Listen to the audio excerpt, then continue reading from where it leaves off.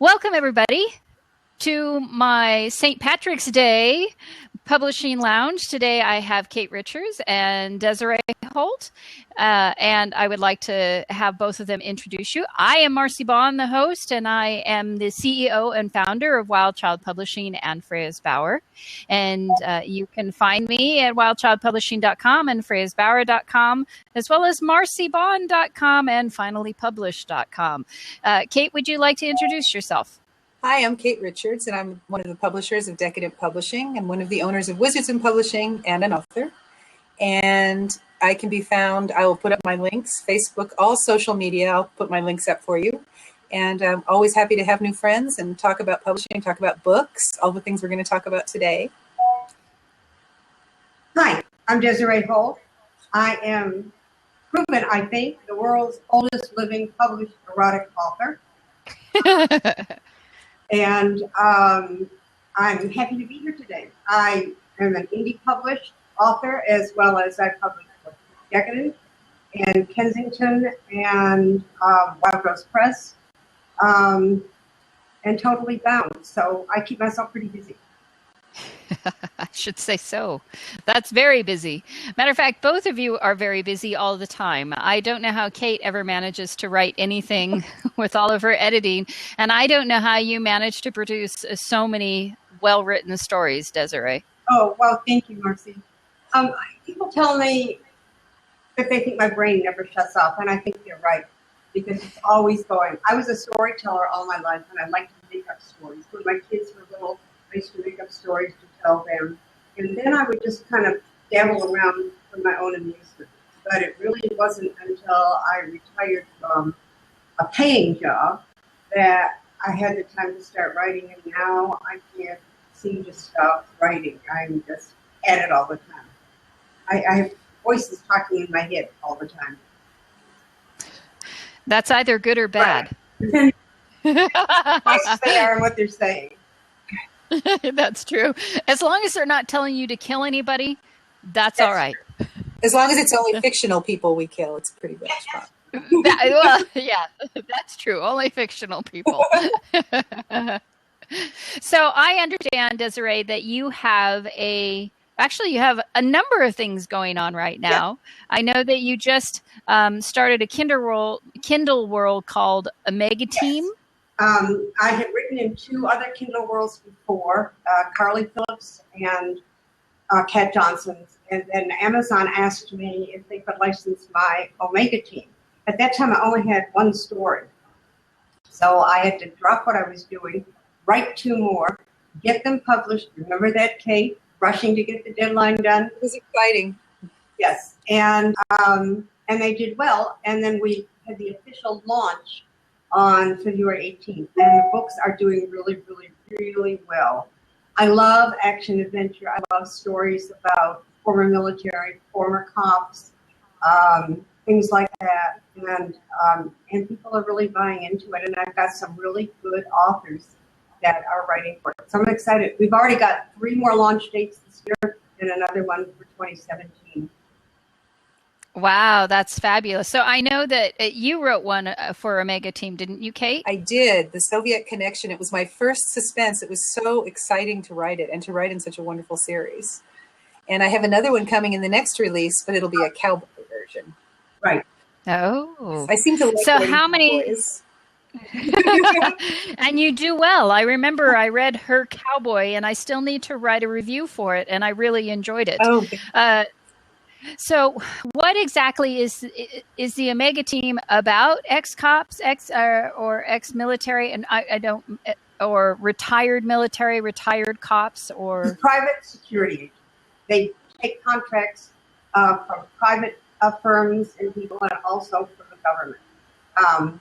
They do things that the government can't be known to be doing. They do hostage rescue. They do security protection. They go after people who are selling guns and drugs. It was started, Omega men are just like alpha men, except they have another dimension to them. They have a caring, a more human side to them than a lot of alphas do. So Ray Holden, who is the first head of the Omega team, is descended from a line of Omega men. His father, his grandfather, and they trained him to be this kind of person. He is a former Delta Force. His partner and lover is a former member of the Tampa Police Department.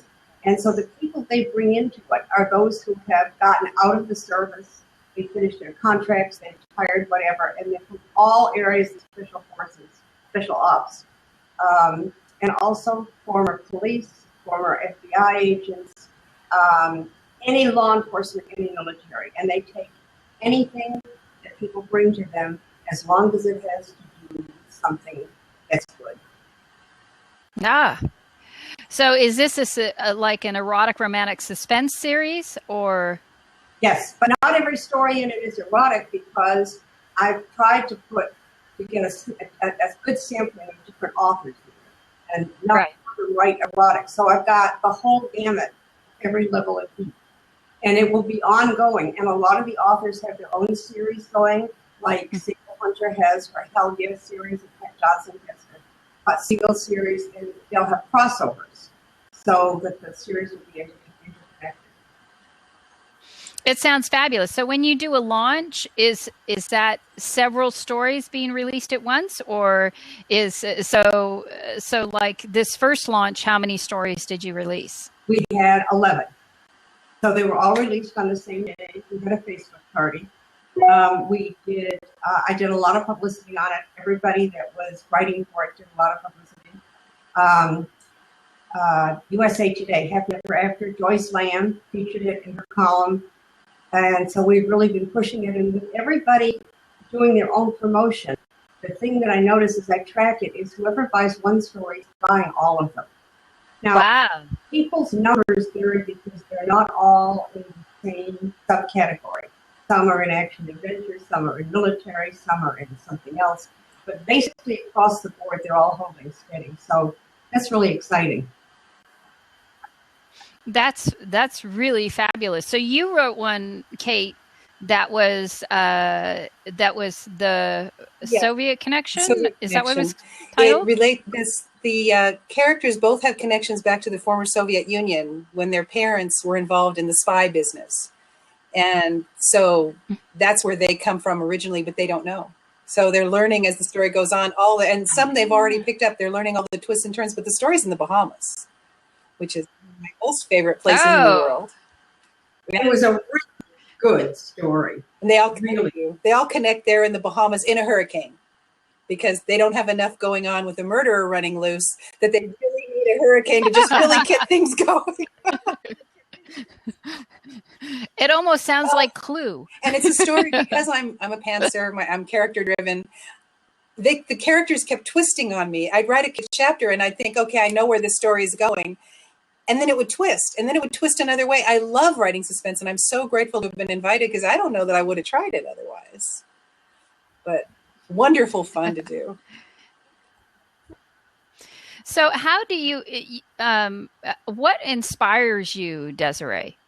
I mean, how do you said your brain never shuts off. So is it everything all the time, everything that you look at, even like when someone came and knocked on your door, was your mind already making up stories about who it could be? Okay, I'll give you an example. I just moved back from Texas, but in Texas, I lived in a little town called Fernie. We had a place called the Bear Moon Bakery, and they had little cafe tables outside on the sidewalk. And it was early in September, I think.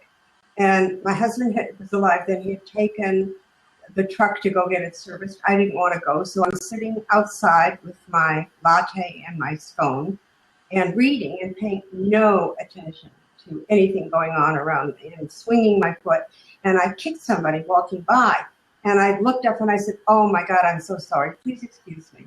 And I looked at him and oh my God, he was beyond handsome. He had a Stetson on and he had that Marlboro Man face. And he had a rancher shirt and his jeans and his boots. And I said, "Can I please take a picture of you?" And he said, "Excuse me?" So I pulled out one of my business cards and gave it to him. And I said, "You just will inspire me. You might end up in one of my stories." He said, "Don't tell my wife." I just fell in love with him And when I wrote one of the one-night stand stories for Decadent, Came Upon a Midnight Clear, that man became Cody.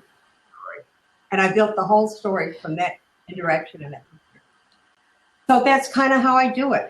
I found 3 guys filling up their motorcycles at Walmart one day when I was putting gas in my truck, and I ran over and said, please, please, please let me take a picture of you. I'm writing a motorcycle story. I have to take your picture. And that's kind of how it all happens, or something will happen to me. In my Naked Cowboy series, there's a very funny incident in the first story that I think is what really sold the series. And the story came from a story that my older daughter and son-in-law told me about something that happened when my son-in-law came home drunk one night. Everything in life becomes a story, and every person that I meet becomes a character. I love people and I love stories. So beware, I'm going to get one of those t-shirts that say, be careful, you may end up in one of my books. Well, you know, as long as it's all positive, that's fine. As long as I'm not killed off in one of your books, I'll know that I know that I'm okay in your book. The only people I ever kill off are the ones who piss me off. So, well, I'll try not to piss you off. So, are you a pantser yes, like Kate? Very much so. I have started in the last couple of years to write a rough synopsis of a story before I started, only so I don't lose my place, because I'm usually working on 3 projects at the same time and have 2 waiting in the wings. But I find that once I get into it, I take detours, but at least I have the start of a roadmap. But like Kate, my stories are character driven, so whatever my characters tell me, that's where I take the story. And I love talking to my characters. They talk in my head all the time. I actually get some of my best inspiration in the shower. You have no idea how many of my characters are in the shower with me. Well, you know, I find that sometimes that happens to me too, that some of the best things I've ever usually write it down, and when I get to where I can write it down, the scene has gone poof on me. So I'm glad that they stay with you, but mine, it's like, oh my God, that was so beautiful. Yes. Darn it, why did you leave me? I know the feeling.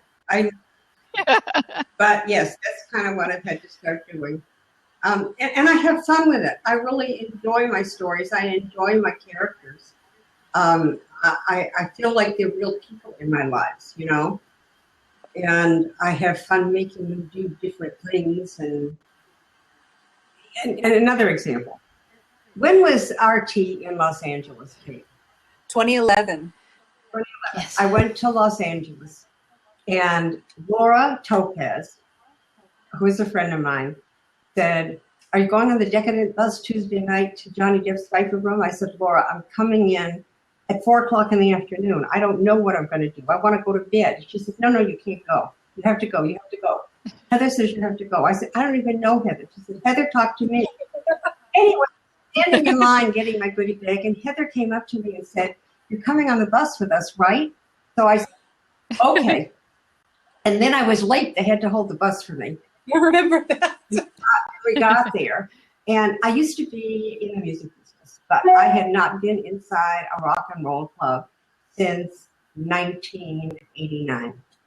And I walked in there, and of course the other band was up first, and then they had to clear the stage, and then they pulled the curtain while Run Devil Run set up their equipment and everything.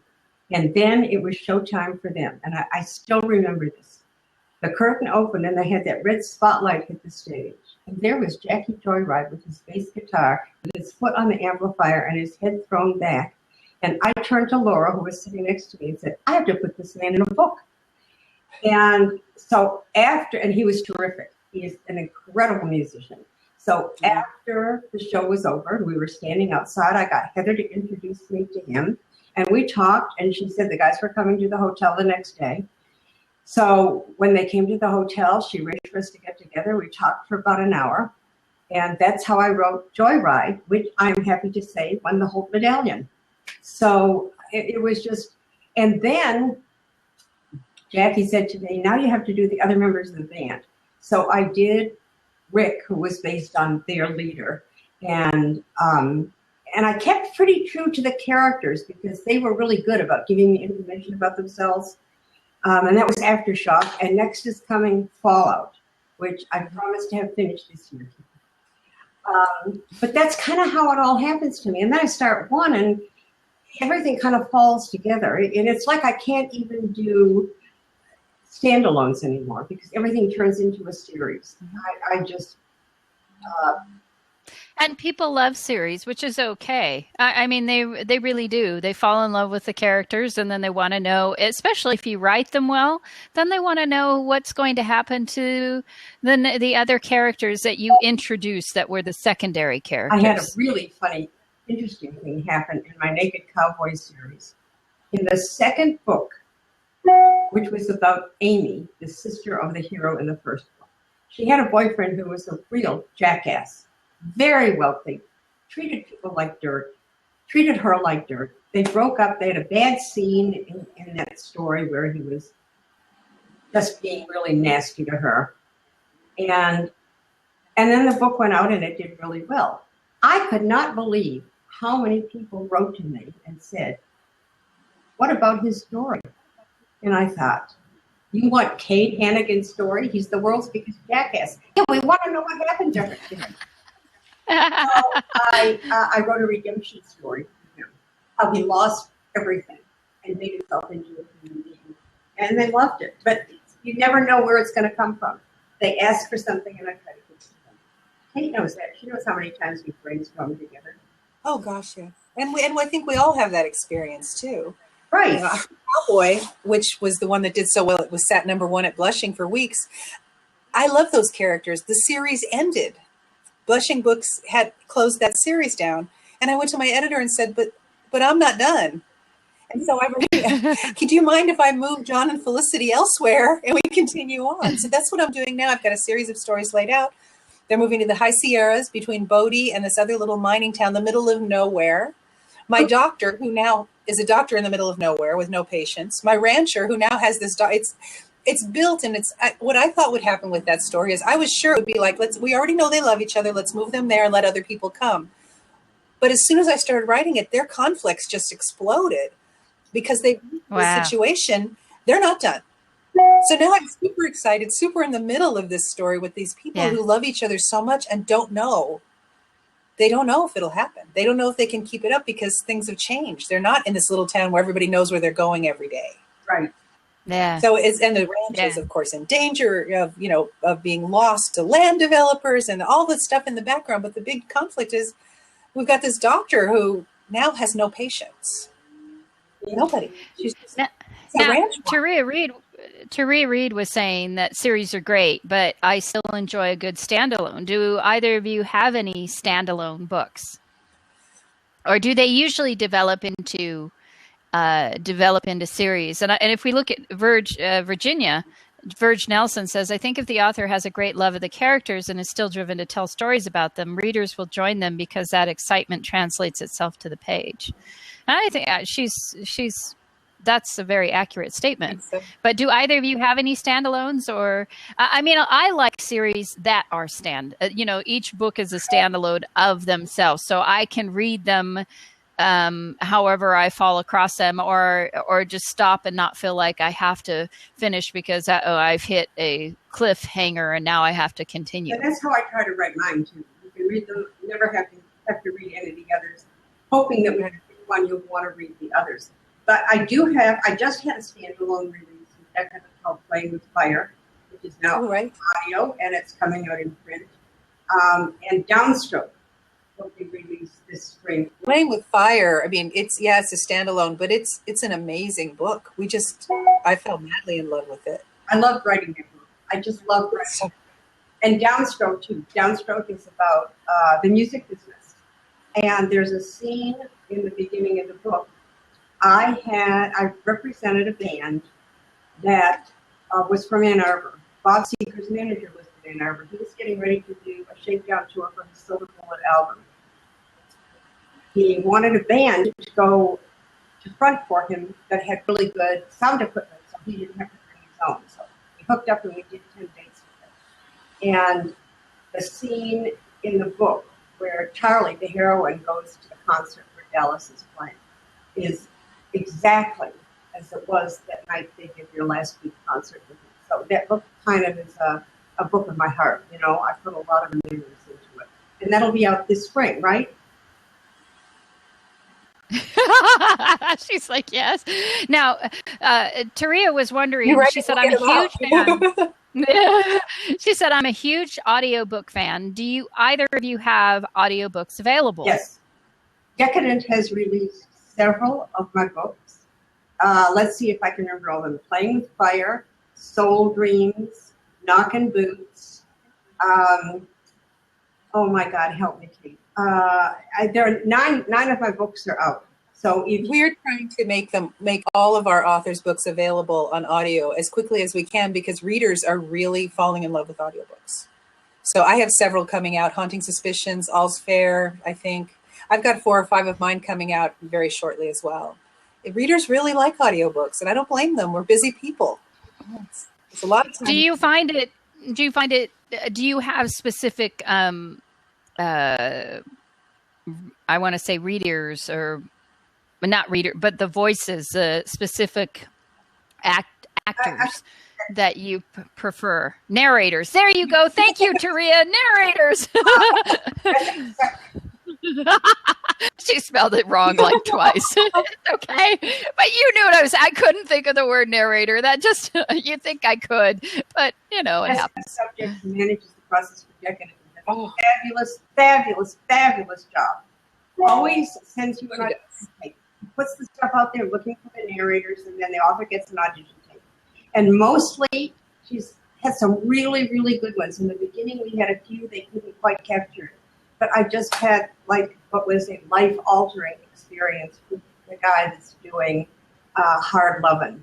Hard Lovin' is a modern version of an old Irish air called A Whistling Gypsy Rover. And that song lived in my head for like 25 years. And so in the book, I opened each paragraph with a verse from the song.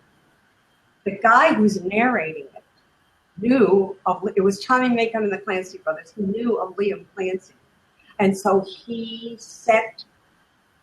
took the Clancy brothers, or somebody else recorded it. So at the beginning of each chapter, they're singing that verse. And sent me the tape, and I listened to it, and I got chills. And I wrote to her, and I said, sign him up. So that'll be out pretty soon, too. That's one of my favorites. I love writing it. Loved it. And it's a short one, but it's a good one. Thank you. And we're very proud of the fact that the way we do audiobooks, Jessica's subject, you know, she's an amazing author, and she's an amazing person at working the audio. She handles everything for us. And we allow the authors to listen. And if an author hates a narrator, we never make them go with it. I understand that's not always the case. But, you know, it's too painful to hear your words in a voice you don't like. Yes. So the authors will listen and listen and listen, and usually they will eventually find someone that makes them very happy.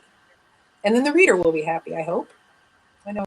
Yeah. I have one audiobook out from a publisher who shall remain nameless, and the person that they contracted to do it did a terrible job.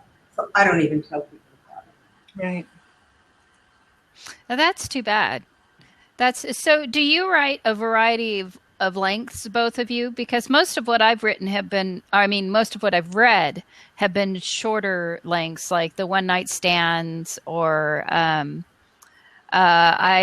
did read, I think, 3 of the series, the cowboy series that you have. I would probably, I want to read your Omega series. That's the Omega team, and there's some others. I'm not a huge fan of football. Sorry. Okay, I don't like football. I know football. I grew up with it, so I understand it. But I have a hard time reading about football players. I just don't care about them. So that's okay. I'm a football addict. So for me, this series was a work of love. But I write everything from 15K to 90K. It just depends on the story and what the publisher wants. Sometimes you can, How? in 25 Yeah. words, and sometimes you need almost 100,000. Yeah. Yeah. Yep. The longest I've ever written is a little over 50K, and I thought it was the most painful thing. I mean, it turned out okay, but it was very painful for me because I have an attention span of not when I read, I can read for a very long time, but for me as a writer, as an author, it's hard for me to write more than 15, 20K. Yeah, I enjoy So, writing 15. I enjoy, at this point, my comfort level that I like best is probably about 25, but I'm committed to a novel length for Red Petticoat Saloon, which is another the brand new blushing series that we're all very excited about. The first book went nuts, so I'm book 17. I think I'm not out till the summer, but each one is about a different soiled dove in the Old West. It's the 1850s, very early Old West, and how she finds her happily ever after out of the Red Petticoat Saloon. And I'm excited because it's novel length, and that's new to me. But 40 is my longest so far. This one will be longer. how long are they wanting you to write it then? 45 or so. The first one was like 85, so I immediately panicked. But they told me I don't know. 85K. Yeah, I'd be going. Character Topaz is going to be lost in 85K. I'm looking at the live chat in the sidebar here, and I see that Taria Reed is on. Taria is a fabulous photographer and cover artist, and she did all of our photographs at the Wild Wicked Weekend. Incredible photographs. So, hi, Taria, we love you, and we want you to come back next year. Oh, she wasn't she wonderful? And she's going to be doing some more covers for us at Decadent. So. Oh, good. Yes, we talked to her. She did this cover. This was one of her early covers. So yes, she's done a lot of work for us too. We love her. And she made us all look so good at the Wild Wicked Weekend. You'd never guess the debauchery. We all look like we slept 8 hours, gotten up, and had tea. So instead of having the fun and laughter and staying up half the night like we really did. It's part of the year, Wild Wicked Weekend. Always is. We're already planning next year. Oh, it's going to be so much fun. Yes, we're really looking forward to it. Maybe Marcy will come this year. Marcy? Well, we'll see. It sounds like a lot of fun. I have to say, I wonder which ghost will find me. Because they always do. Oh, and then you could write a book about it, which is what some of us did. And we're starting to get a really good crowd at the book signing too, which definitely adds to the worth of it. You know, strictly business perspective. Business goes great all weekend, but the book signing is really getting good. It's getting very busy, and a lot of readers are there, and you get such a great chance to interact with them. Oh, that's fabulous. It is. Yeah, the thing that we try to do is not jam too many activities in there. We want to give people the opportunity to enjoy San Antonio. We're downtown San Antonio, go down to the Riverwalk, hang out with their friends in the bar. It's really a no-pressure weekend, and we try to make every activity fun. That's the goal of the weekend. Some of us went to the rodeo the first night too, and that was amazing. San Antonio's rodeo is like, I've been to rodeos, nothing like that. It is fabulous. It really is. Yeah, it was fabulous. So there's a lot. Did that inspire another cowboy book? The rodeo? I'm always inspired for cowboy books, but now I'm going to start writing. When I moved back to Florida, I'm going to start writing about cowboys in Florida because we have cowboys. They're called crackers from cracking the long-tailed whip. And I didn't know that was where the expression came from. Yep, they're scattered. Well, that's not the crackers I know, but that's okay. No. First I get, I'm going to start doing some research. But that's Desiree has another Florida series at Decadent. Oh. That so shifter series. We all know how wonderful shifters are right now. Yes. Yes, they are. I love my Florida shifter series.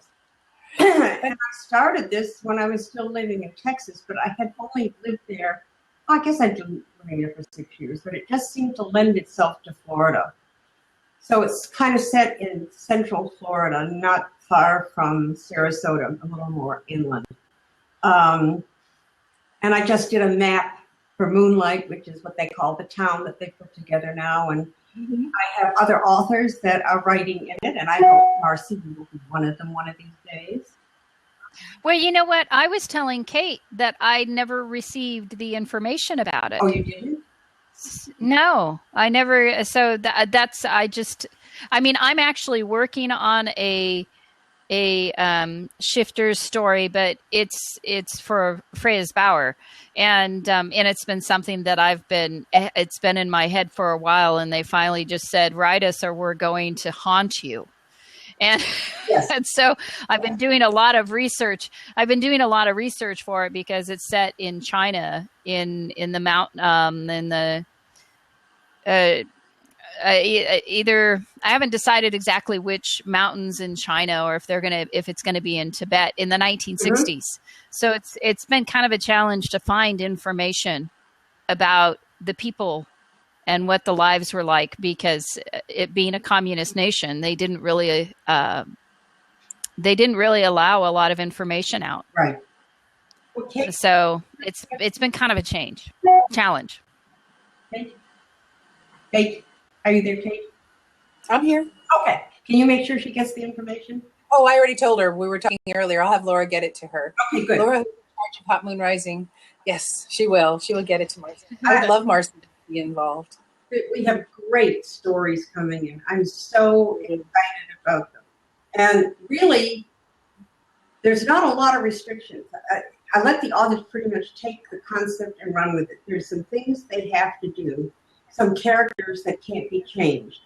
And of course, Moonlight, the town that started with the 8 or 10 or 12 bungalows that the shippers got to move into, we're expanding it. I just did a map, and Val is getting somebody to do a real architect. We have an architect doing the map. Yes. I'm really excited about that. Wow, that's cool. Yeah. And he's agreed to. That's really. We had to find out. We had to make sure he was willing to change it, because it's going to change and expand with the town. He's all for it. Oh, he's really an author. Not one of our authors, but an author. Right, because every time somebody writes a story and they want to add something to it, I want to do it enough. We'll have to add. And so he's definitely willing to do that. So it's super exciting. Oh, good. I'm so glad. Yeah.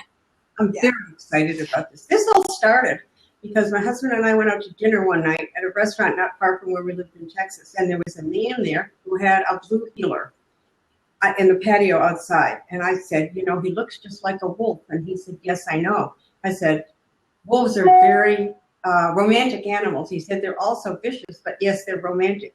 But if you want to see a wolf, I have a friend who was out hunting, and a wolf had been caught, his paw was caught in a trap, and the hunter tranked him and took him into a vet, and the paw was too damaged for him to be released to the wild again. So he got a permit from Texas Lands and Wildlife, and he the wolf on his property at 500 acres fenced off.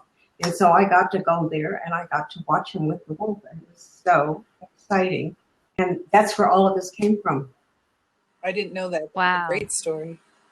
That is. There's a couple places in California, and I'm sure now around the United States, but up in Southern California, my daughter and my husband and I actually went to this place called the Wolf Connection. And what they do is they save wolf dogs, and they have a compound and where they keep them, and they try to, they rehabilitate them, but they're never going to adopt them out, because that's not really, wolves are not meant to be pets. They are still wild animals. Even the wolf dogs are still very much have the instincts of the wolves. But what they do is they have a few, and you can go on hikes with them. And they will bring 3 or 4 wolves they're wolf dogs, but they are, they're okay being around people. And so we went out there and we went on a hike with these dogs, with these wolves. And one of them, the alpha female, took a liking to my daughter, and actually jumped up and licked her face. Oh. And I'm so It was just she was this very large Arctic wolf too. She was all white, just a beautiful, beautiful animal. But in the summertime, they will do moonlight hikes. So, I don't know if they have wolves. Do they have wolves now in Florida, or is that pretty much? I know at one point they were all across the U.S. They're not in very many places anymore. They have some. They migrated down from North Carolina, but I'm like, but not a lot. But I did some research on it before I wrote the stories, and this was, God, 2000, whenever it was when I started writing them. And I didn't even plan to move back to Florida yet. But I did some research because I didn't want somebody to read the book and say, this is wrong because there are no wolves in Florida. So I try to make it, as much as it's make-believe, I try to have some reality in it. right.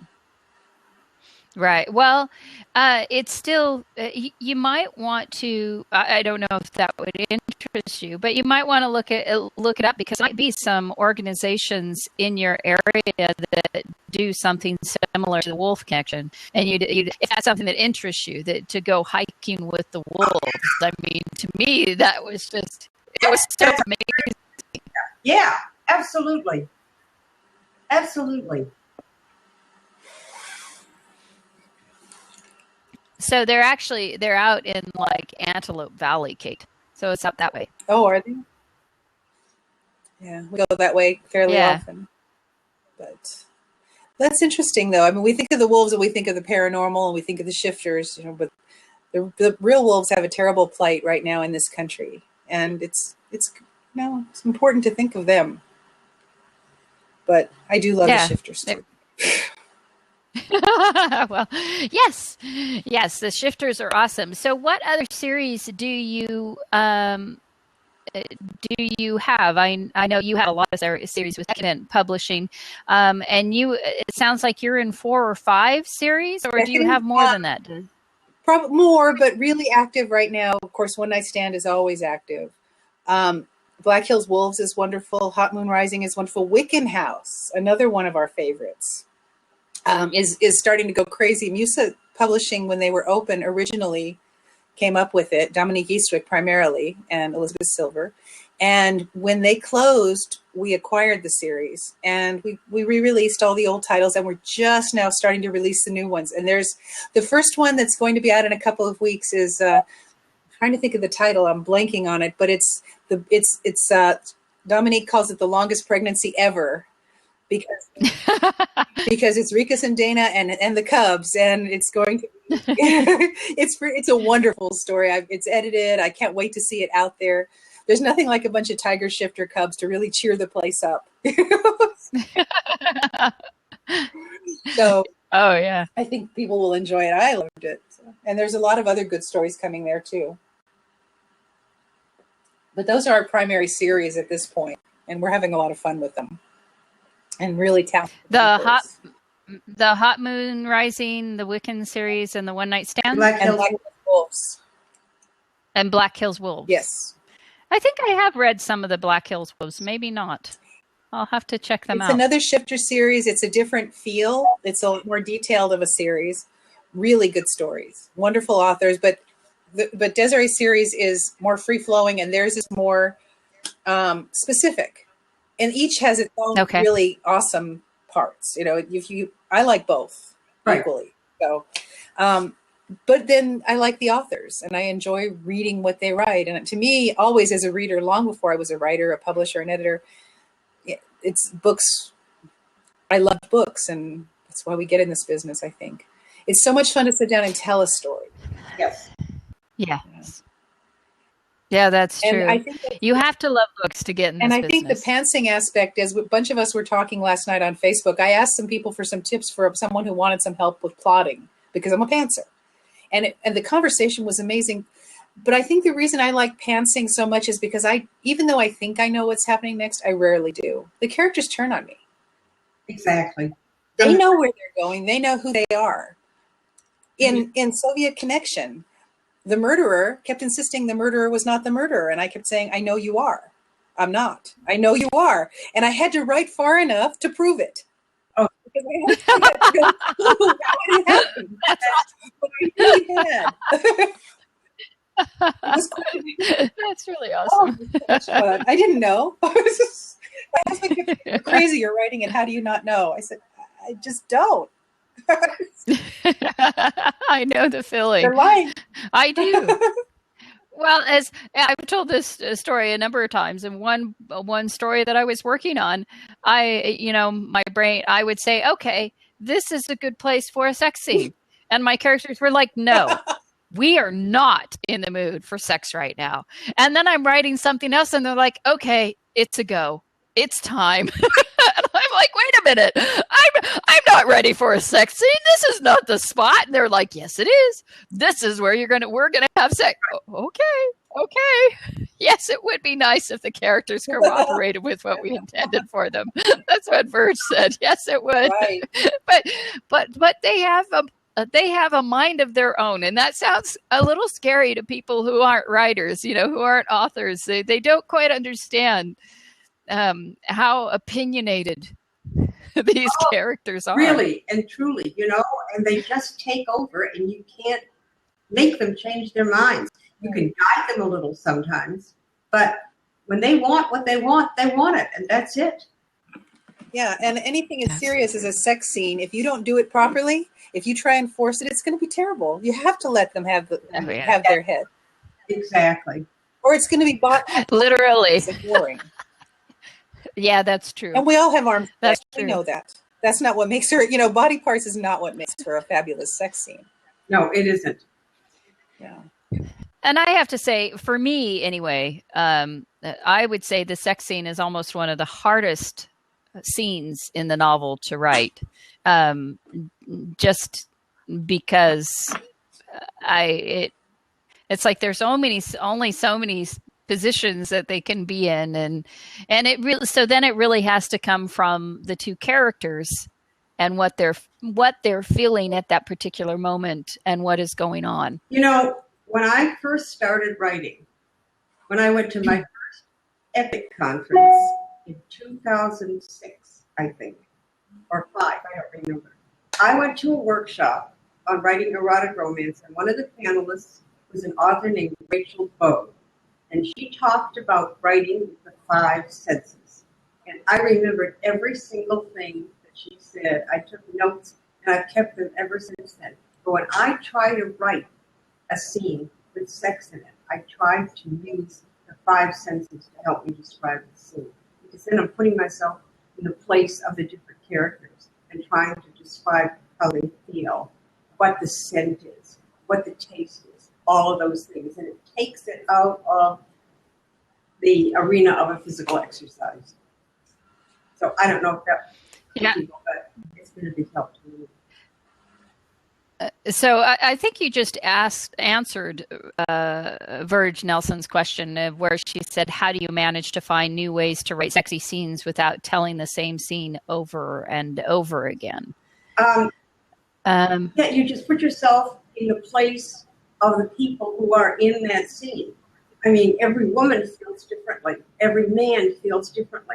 So I put myself in the place of that character, and I know what that character likes, what they feel, what turns them on, what makes them happy, what makes them sad. So when I get the 2 people together, or in some cases 3, when I get them together, I try to portray what they're feeling, what sensations turn them on, what makes them feel good. It's different for everybody. So I try to do for the characters as I've created them. So, I mean, that's, I guess, the easiest way I can explain it. Right. What's coming from inside them is different from every character. They're all going to, there's a limited number of motions, Right. but every time you make love with your husband or your partner, it's not the same, even between 2 people who are together every single time. It's what's going on at that moment that colors what's between them. Maybe they have massive sex with many positions, or maybe they just have cuddling with just enough fooling around that it's satisfactory. Or there's every kind of thing, and it can be every bit as wonderful at that moment for those people. Right. And we want to convey that to the reader so they understand what the characters are sharing with us so we can pass it along. Yeah. Now, Virginia was also wondering if there is a dream genre or subsection of romance that you've not written in yet that you'd just love to write, and why? For me, I really don't think so. I've written in the genres that I really enjoy. I've written in the supernatural with the shift of paranormal. I've written in romantic suspense. I've written in action adventure, and I've written in contemporary. And that's basically where my interests lie. Suspense thriller, but I'm kind of getting that in the Omega team too.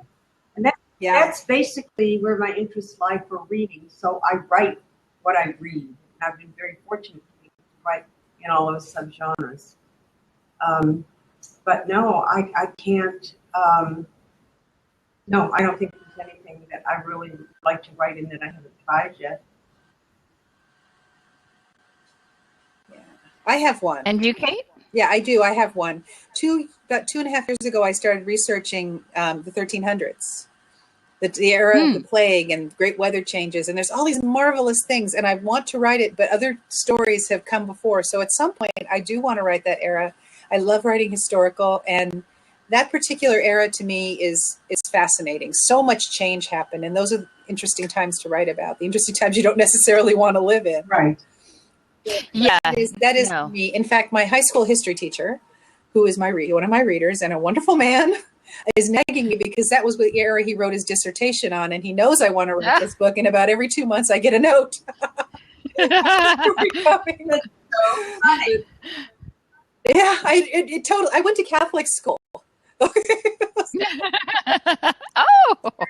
well, what's interesting is I was, so I was reading something I think it was on Facebook, that was talking about how when the Black Plague hit, right before it, there was a massive movement to kill the witches and their familiars, which means their cats as well. And so then there were no cats to kill the rats. And I don't know if that's accurate or not. I mean, that's elements that they believe contributed to both. Like, the weather was huge. Yeah. But I spent a whole summer reading this, and I've been reading it since, and I feel like I'm ready, but there's so many other stories calling out to be done first. Either that Shifters on Fire came out of nowhere. And Shifters on Fire is an indie antho I did with Delphina Mayares, Dominique Eastwick, a whole bunch of people who are very big in the Big Beautiful Woman shifter genre. And that book has just been sailing for a month. And but stuff comes up and you want to write it when it's fresh, when it's exciting in your mind.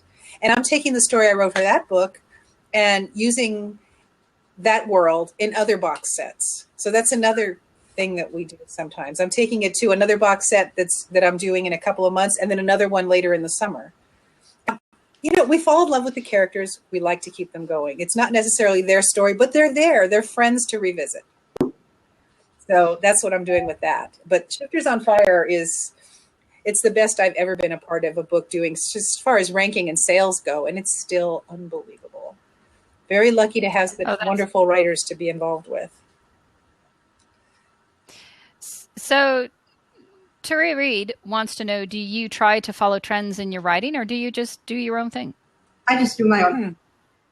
I find, pretty much I do, but yeah. Yeah, I find with trends, by the time you figure out a plot and develop your characters and get the story written, the trend has already changed.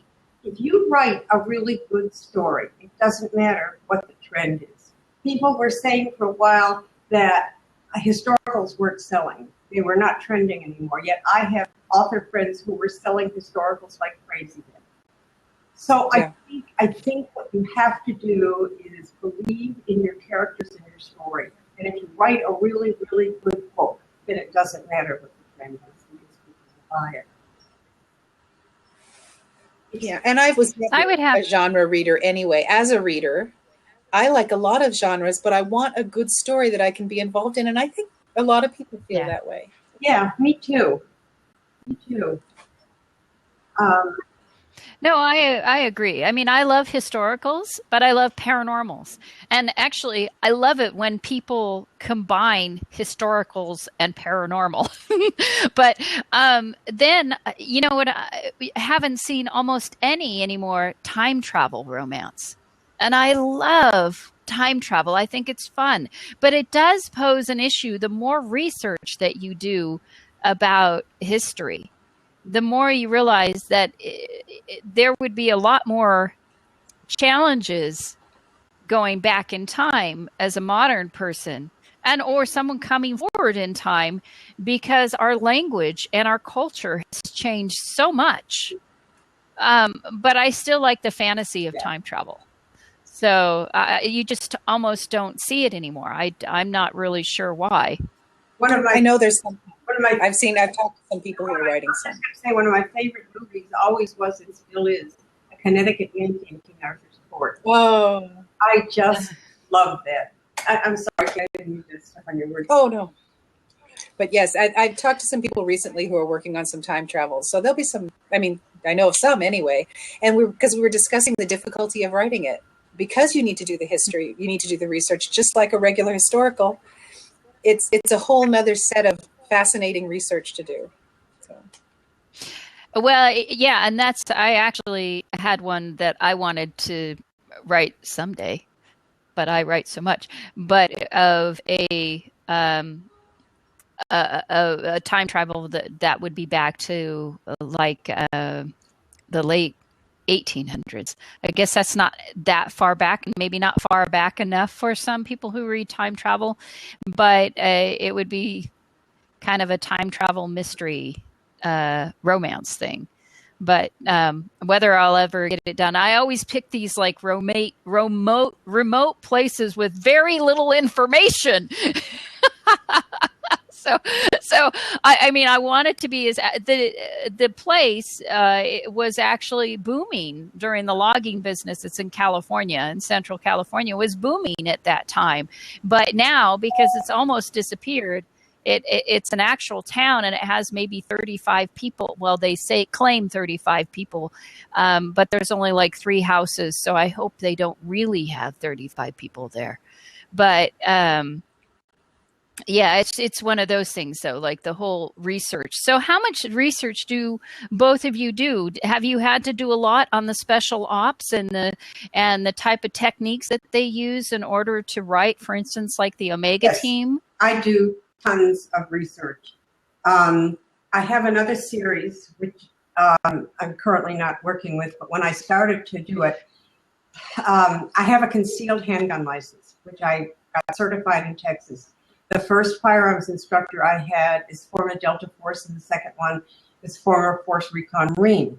They were really great. Wow. They let me pester them and ask them all kinds of questions and get all kinds of information.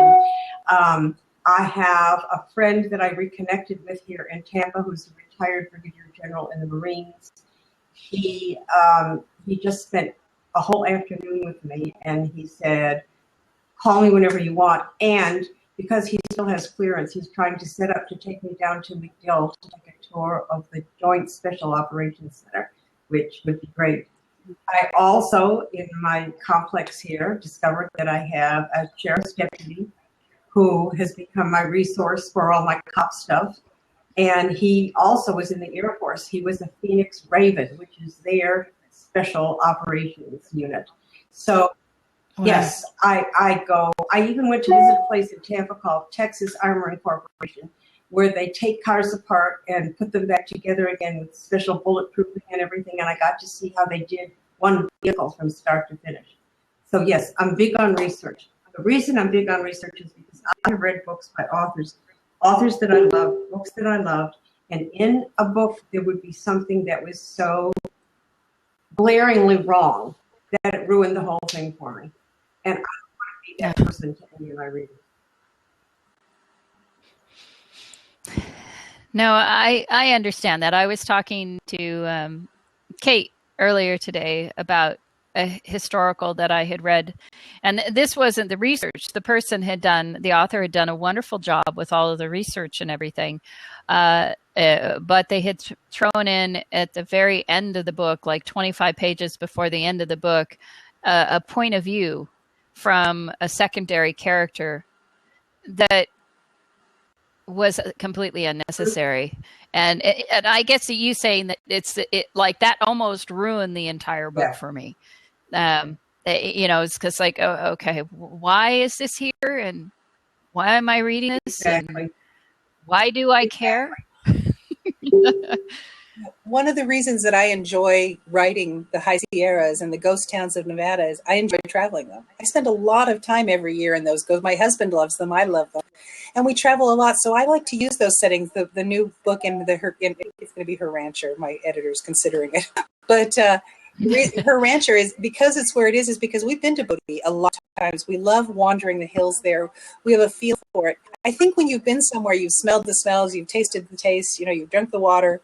You've heard the sounds. It's for me, I try not to write where I haven't been. Once in a while, a scene will creep in where I haven't been. Location is very important to me and having been there. And even though not always, sometimes you have to edge a little for a scene, but basically that's really important to me. There's nothing like knowing whether it's dusty, knowing whether it's so dry, your skin is dry, or whether all those little details matter a great deal to me as a reader. Yeah. Well, you know when it's wrong if you've been there.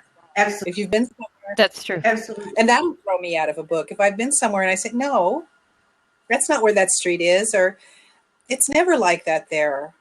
And then you think twice about buying another book by the same author.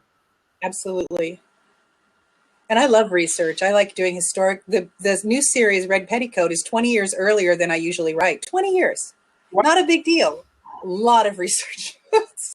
20 years is a big deal between the 1870s and the 1850s and flipping to the other side of the Sierras. Well, also because the 1850s, that predates the Civil War. But you still have all of that going on where there's yet. And that's a huge element in the development of the West. If a train has not hit that area yet, it matters hugely. It matters. Pre-Civil War attitudes. What were people doing when they told me the exact year? I got really excited because the 1850s was a comfort zone for me. I thought 1850s. I'm ready. Let's go. Got to do the research now. Woohoo! Next month. Right. I'm writing it now, but I want more detail. Right. I'll tell you a funny research story. When I was writing my story for Cat Johnson's Hot Seals in the World, I wanted something other than Texas. I'd been writing in Texas for so long, and I grew up in Maine. And so I thought, okay, here's my seal. He's been wounded. He's going to go someplace to recuperate, and maybe he goes to a cottage in Maine. So I went online starting to look for cottages in Maine, and I looked around the area where my family and I used to go every summer. You will not believe this. I found the same exact cottage that we used to rent every single year. It had been renovated some, but it still had basically the same architecture, everything, and the land around it, the trees were the same, the edge of the water, all of it. It was for rent for the summer, so I called the people and talked to them, and yep, it was the same cottage. And it was so exciting to me that I could use that in my story. I loved it. Magic. Those are the magic things. Yes. Yeah. I wrote the Bahamas for Soviet Connection. This is my second marriage. Marriage 1, that was where I went on my honeymoon. And really? Yeah. And it's that hotel. It's the hotel I went to. I went online. I found the hotel. It's been remodeled some. They've added some buildings. I looked at all the places, found the place I'd stayed, looked at all those details because I remembered them, but refreshing them was really important too. And it was a blast. Absolutely a blast to do. Exactly. You got to like this. I have a story I need to finish that is set on Bora Bora. And my husband and I went to Tahiti for our honeymoon. But on a cruise. I would have loved to have stayed in one of the huts, but we went on a cruise and I did get to at least see the huts, and I did go to Bora Bora. So I was able to write about, I remember the waters and just what it felt like to be there and how amazing it was. And yeah, that one eventually I was trying to make the characters do something and they just rebelled and left. So I've got to sit down and take some stuff out. But it was one of those romantic comedies. A lot more. I know I had a little bit of comedy in Mr. Hotness. Yes, it was good. And this one had a lot of comedy in When it. I was in the Bahamas, there were hurricane warnings. When we got on the little plane to come back, they told us, are you sure you want to get on? We understand if you want to change your flight. It's going to be really I mean, all that stuff. That stuff was experience I had. And it wasn't as bad as the hurricane that these poor characters had to deal with.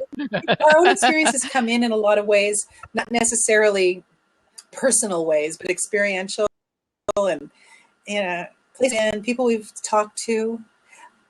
I do the same thing. I was in a parking lot at Home Depot one day, and this guy got out of a car, and I said to my husband, he's got to be my hero. And his head just went down. My husband, you're not going to talk to him, are you? I said, yeah. And I went over and talked to him. I talked to him. They got talking about the car, which was a European car and all this. But yeah, so much fun. Do women you meet ever inspire you to be your heroines? Yes. Oh, yeah. I have met a lot of women who have inspired me. I have a book that I wrote, Collision Course, in which I was inspired by a woman who was actually in my second recertification class for my concealed handgun license. She was in the Army. And even though she had been in the Army, she still had to take the test to get certified to get her license. And at lunch, we talked a lot, and I just admire her so much. And there are women that I meet that are so strong who have managed to conquer great obstacles. It's just, I try to put them into my heroines because I love strong women. And I don't write not strong women very well. I don't write women who are weak to begin with and then grow strong because I don't seem to be able to make that transition. I just get people telling me, I hated your heroine. She sucked. Kick her in the ass.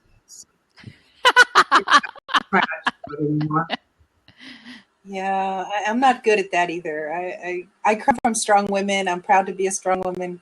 It doesn't mean you can't be vulnerable. It doesn't mean you can't like a strong man. My husband is a very strong man, but I don't see any reason for me to be. I don't want to be a weight around his neck either. Yeah. Right. Exactly. You have to be team. And I like my heroes and heroines to be a team. Yes. They each give each other something they need, and they're both strong, even if they may not know it right at a moment. Right. They have a weak moment.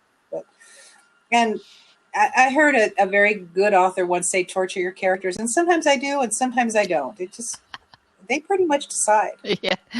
Yeah. Well, that's true. I don't know about torturing the characters, but not like George R.R. Martin does, right? No. No.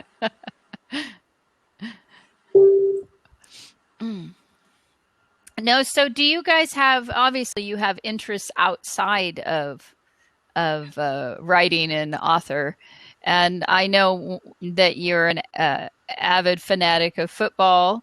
Yes. And I just learned today, Kate, that you like to knit or crochet or both. Both. I just don't really have much time for it, but I do. You saw my yarn when I was in my other office. Yes, I did.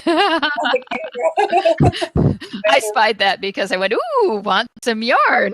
Before I started writing, I had this massive stash of yarn, and I haven't made much of a dent in it since, but I love my yarn. And I garden and I cook. That's about it. Hike a little when I can. And you, Desiree? Well, I don't do a lot of things that I used to. I'm not as young as I used to be. But I try to be active. I have reconnected with a lot of my friends here. I rejoined the writers group here, and I actually have a critique group that I meet with a couple times a month. But I do fun stuff. I work out the Y 3 days a week. I've made a lot of friends there. I've made friends here where I live, and I just kind of hang out with them. I think basically I'm a sedentary person when it comes to hobbies. I read. Reading is my passion and my addiction. And when I'm not writing, I want to read. And that's one of the reasons why I force myself to go to the Y and work out and stuff, because otherwise I'd weigh 500 pounds.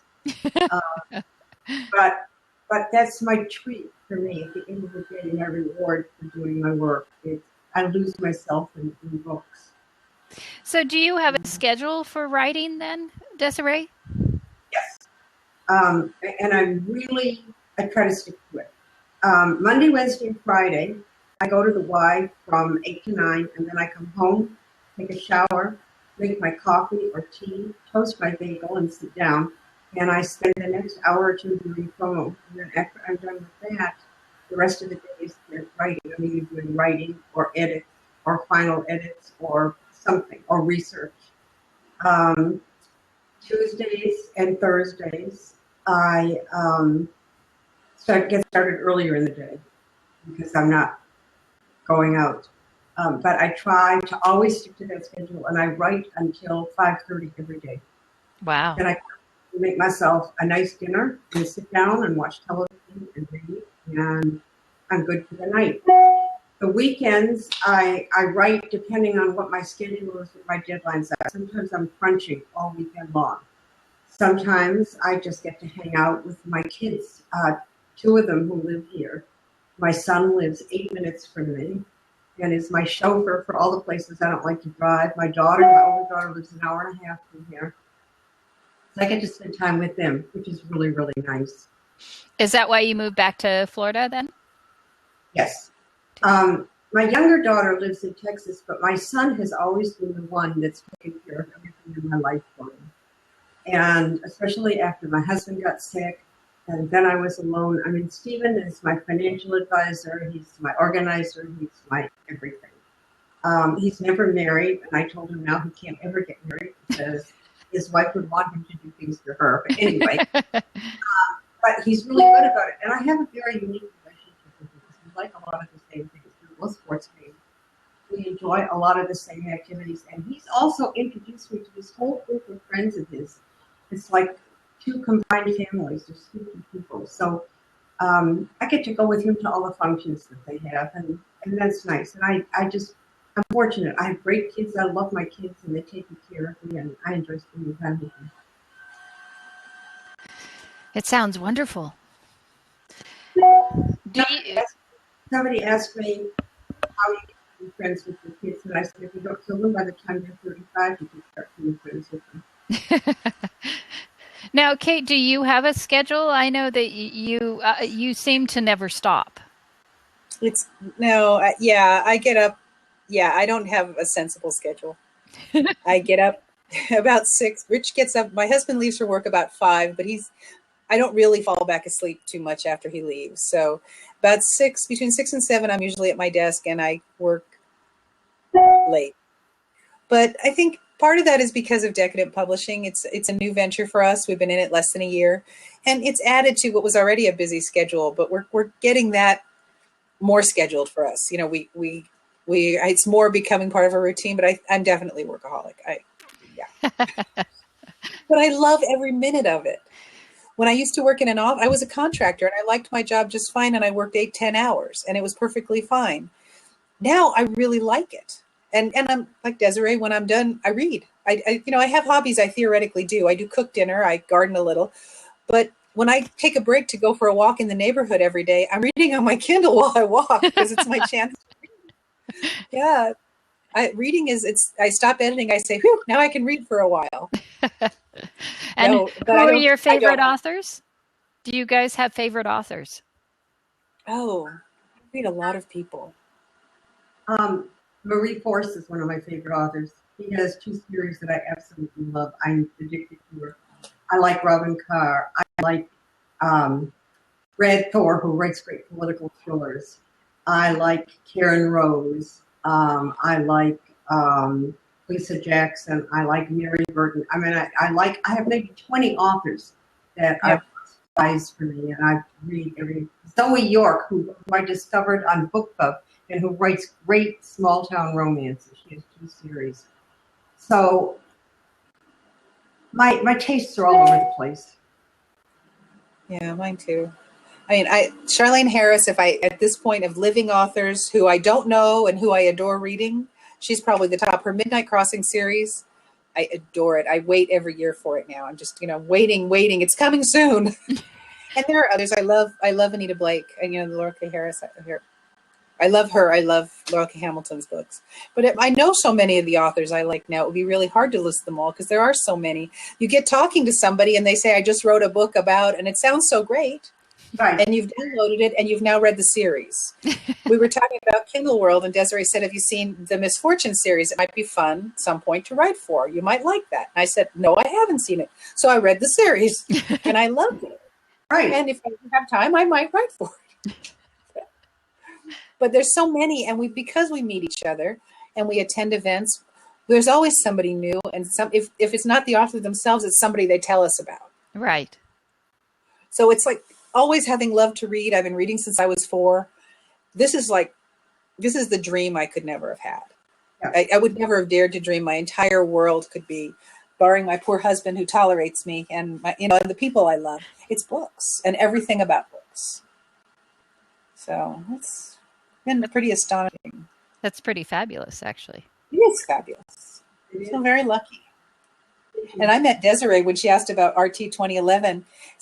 Heather Bennett, introduced me to Desiree. I was sitting at the book signing, baby author, published a few months, and I met Desiree Holt, who was celebrating her 100th release.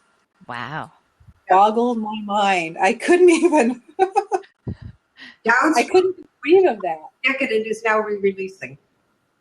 Oh. What? How many books have you written, Desiree? 212.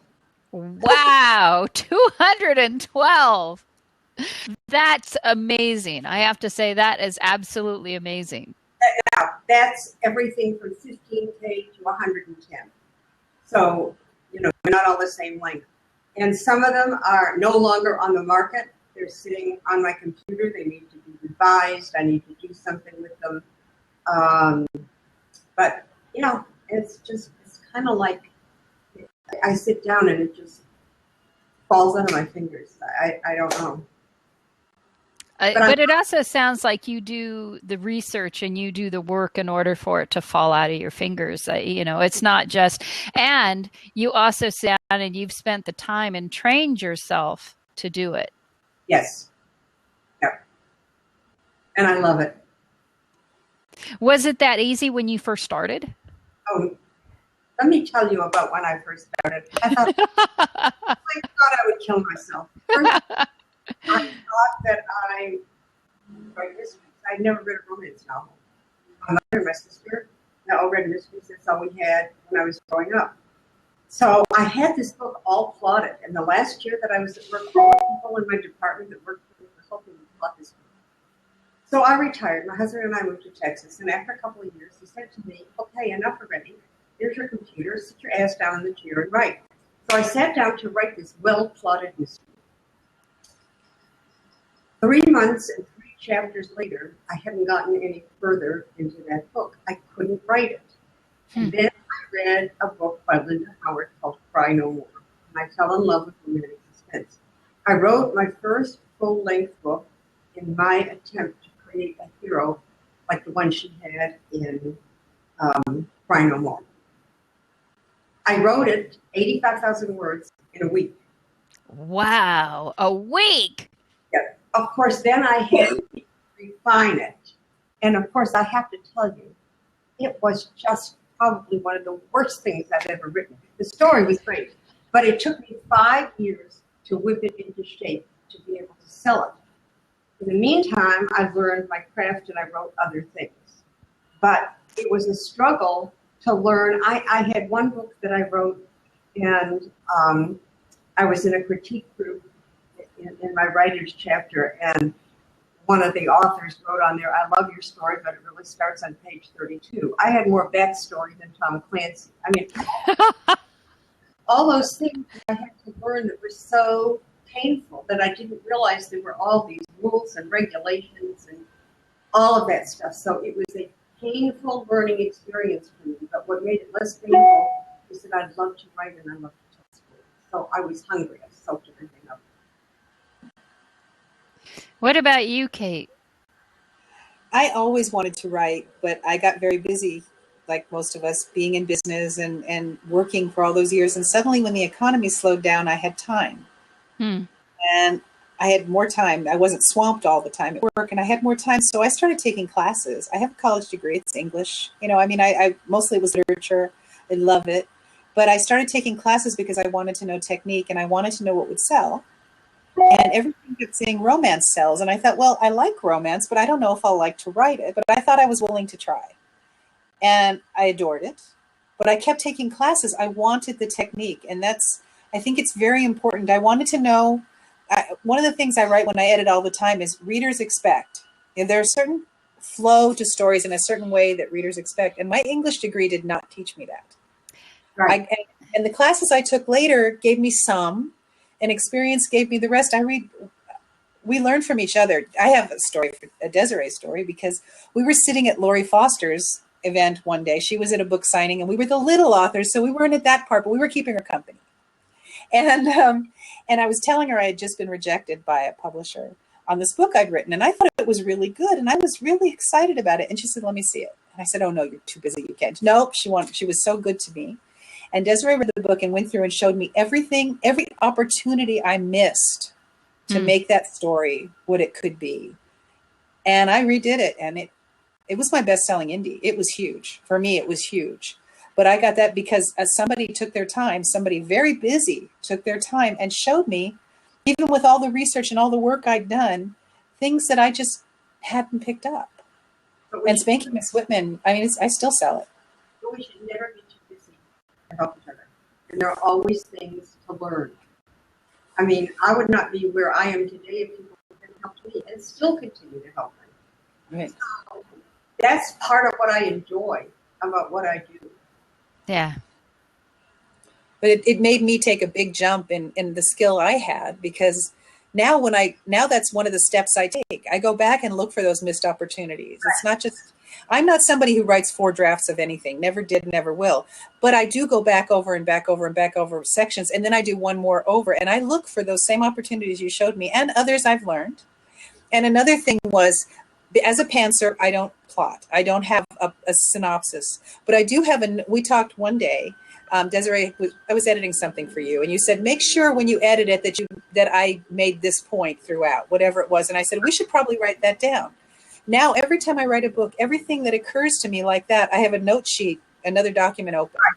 And I said, make sure Bob's eyes stay blue, or, make sure Susie is always afraid of snakes. They're not that simplistic, but any little things I think of that I want to be sure. I usually have a lot of notes by the time I'm done. And as I go back through, I'm thinking, did I show this well? Did I stay the way I wanted to with this plot? The characters run the actual story, but the details we fill in, I think. So that's something I do, and I think it's helpful. But yeah, I learned, and then every time I think I'm pretty good and I kind of know, I learn somebody shows me something new, and it's a whole new game and even better. Absolutely. Well, it comes down to experience, I think. I mean, what I felt like, at least when I went through school, of course, I didn't do an English degree. I got my degree in music, but I went through my master's. But even like all through school, we were never taught how to write stories. We were taught to write essays. And so it wasn't until I got out of college, at least the first, after my bachelor's degree, and I went and I started performing Chautauqua performances. So I went out and I portrayed historical women in schools. And I remember that first performance I had in front of like 300 kids. And I had basically written an essay and was performing this essay in front of like third, fourth, and fifth, sixth graders, and 300 of them. And children are not afraid to tell you if they like something or not. Yes. And that was so painful. But boy, what a lesson. And so then I learned how to write stories for storytelling. And I think that helped me a lot, and at least got me started, even though I'd read copious books. it's really, it really comes down to the experiences that you have. And if someone takes the time to say, here's an opportunity here or here's an opportunity there, mine came down to more learning by fire. Being able to get up and entertain 300 kids. That was that. Yeah. I saw the look on your face, Kate. That was a lot of fun. So, but it was, it's not quite the same as writing a book, but it's still along the same line. I had to get out of thinking essay and into thinking story. And that happens, I think, sometimes when I pick up a book and someone is so excited, they've done so much research and they dump all the research into the book. And really, you do a lot of research, so you know the information, but then you have to figure out what's going to work the best and how to weave it into the story so that it's seamless and you're not doing it what I call as a data dump. I always have a section in my notes called Stuff I Know, but I don't need to say. I know a lot. We know background about our characters, right? We know where they went to college. We may not need to tell anybody that, but we know that because they went to school at this particular school, it affects everything. But we may never actually say it. Stuff we know that we don't need to know. And sometimes if working with authors as an editor, I have to say, keep that. It's good that you know it, but you don't have to tell the reader because it doesn't move the plot. But the fact that you know it is important. I have an author that I still read, and I still like his books. He writes political thrillers, but as he's become more successful, he's gotten so impressed with the knowledge that he's acquired. Impressed. I love that. Into the book overrides the story about it. And I don't like that. It's like he's trying to say, look at me, I know all of it. So he's trying to impress you with his knowledge rather than tell a good story. Exactly. And I don't like that. But I know him and I like him, so I still buy his book. And I think I was picky as a reader before I ever wrote a book. I didn't like reading about the Middle Ages where the servants cavorted with the dukes, and and I don't mean sexually, I mean in a just friendly, everybody's all together way. Right. I don't like things that are inaccurate that make me feel like you're stepping out of time and it doesn't make sense. I never did it. So I try not to do that. It's like setting something in the Middle Ages and then saying the heroine is going to go to France to King Pierre's court. Right, exactly. It's like there never was a King Pierre. How hard is it to find out who was the king of France in 1300s, right? Right. If you're going to write historical, I know a few people who write science fiction who feel that who have said, well, the readers don't care about the nuts and bolts of science. That's not true. Yes, they do. Yes, they do. Yes, they do. It's vital to them. They're not shy about pointing it out. You have material. Nobody wants to read stuff that's just wrong. It's not pleasant. I have another author that I love, and I still buy all of her books. Writes great suspense. But in one of the books, the hero told the heroine if they got through that she always wanted to go to Disneyland. He said, if we get through this, I'm going to take you to Disneyland. At the end of the book, she's in the hospital, he brings her this envelope, and he says, I'm keeping my promise. And in the envelope are 2 tickets to Florida and passes to Disneyland, except in Florida, it's Disney World. And I thought, I cannot believe this was a major publisher. It went through editors, copy editors, fact checkers. Nobody caught this. And this is like 8 years ago, and it still sticks in my mind. Well, yeah, there's a big difference between Disneyland and Disney World. Huge. And the location is completely on the opposite side of the United States. Almost the world. They're two completely different cultures. But that's a big one. Find out. Pardon? I said it's not like it's difficult to find out. No, not at all. I know that's the kind of stuff that'll drive me nuts if it's not, especially if it's not hard to find out. I mean,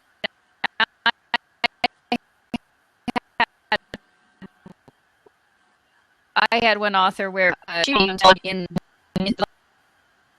we were like, the technology wasn't invented until the 1940s. You're not doing steampunk. This is supposed to be a straight historical. But she said, well, it's just fiction.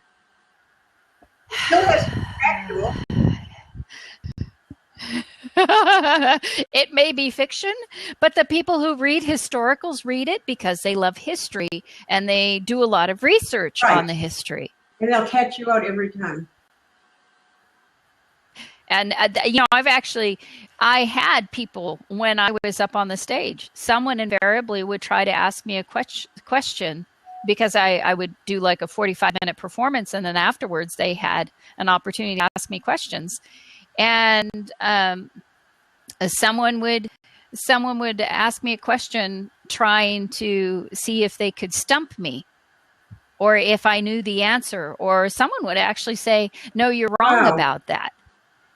And I would say, no, I'm not. Go ahead and look it up. Because because I knew better. It was like, someone's going to call me out if I don't know this information. And they will.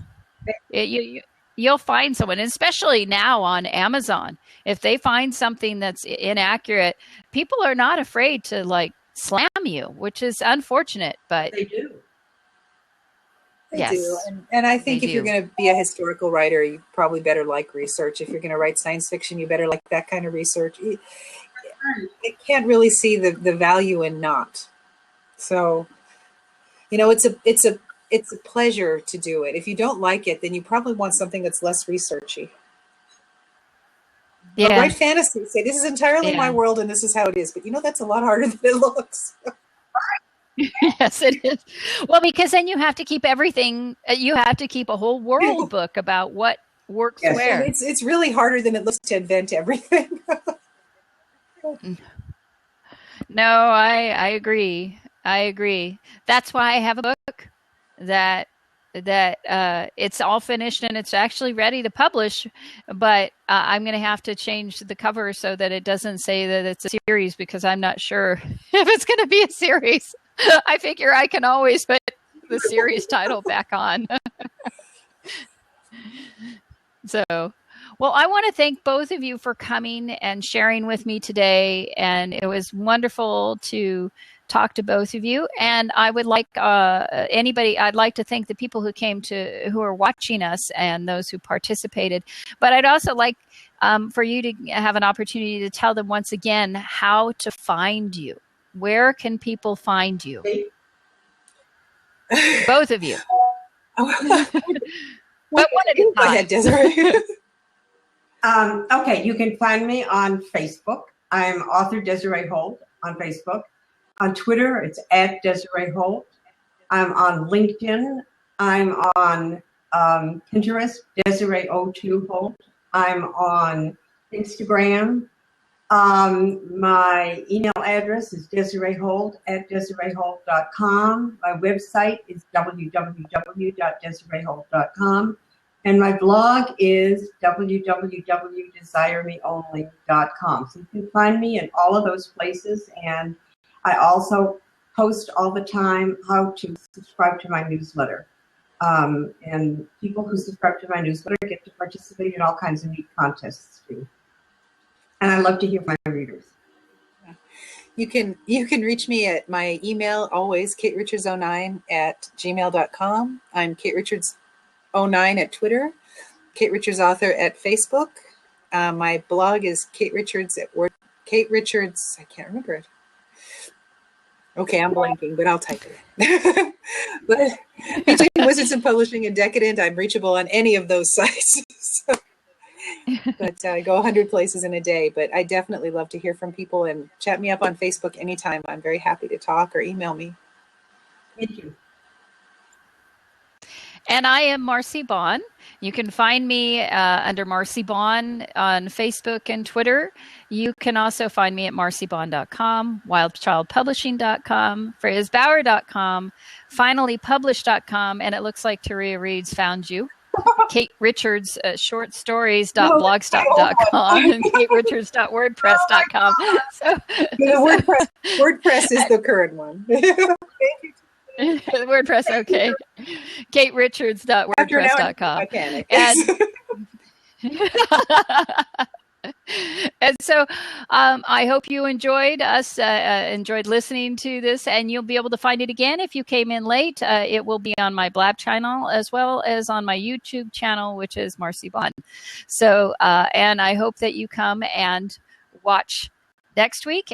It's on Thursday at 4 p.m. That's Pacific time, and that you subscribe so that when we go live, you know we're live. And thank you once again.